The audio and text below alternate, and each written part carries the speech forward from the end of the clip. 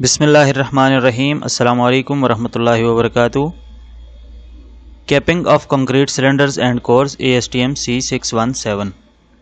ASTM C39 के मुताबिक test होने वाले सिलेंडर्स के दोनों एंड्स इस प्रोसीजर के मुताबिक कैप्ड हों या ग्राइंड किए जाएं। ग्राइंडिंग के लिए मैं अलग से वीडियो अपलोड करूंगा, वो भी आप देख सकेंगे इसमें।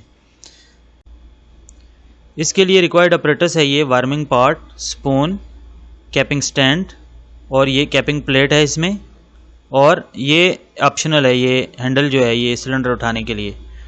और हमें मटेरियल चाहिए कैपिंग कंपाउंड।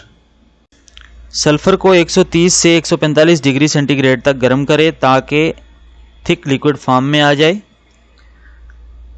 कैपिंग प्लेट पर हल्का सा ऑयल लगाएं और फ़ौरन कैपिंग कंपाउंड डालें।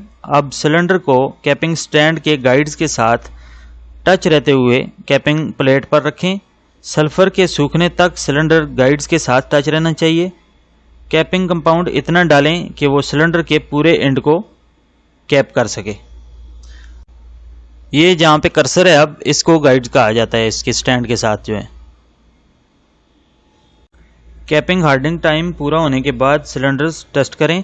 जितने टाइम पे कैपिंग कंपाउंड की स्ट्रेंथ आई है, रिक्वायर्ड जो स्ट्रेंथ थी हमारी वो आई है, वही हार्डनिंग टाइम है इसका। अगर कंक्रीट सिलेंडर की रिक्वायर्ड स्ट्रेंथ 50 MPa से कम है तो उसके लिए कैपिंग कंपाउंड की स्ट्रेंथ 35 MPa चाहिए, और अगर मोर देन 50 MPa है तो उसके लिए कैपिंग कंपाउंड की required strength equal two cylinder और ग्रेटर देन सिलेंडर होनी चाहिए। कंप्रेसिव स्ट्रेंथ ऑफ सल्फर के प्रोसीजर के लिए एंड स्क्रीन में मौजूद वीडियो लिंक पर क्लिक कीजिए। बहुत शुक्रिया। अस्सलामु अलैकुम वरहमतुल्लाहि वबरकातुहू।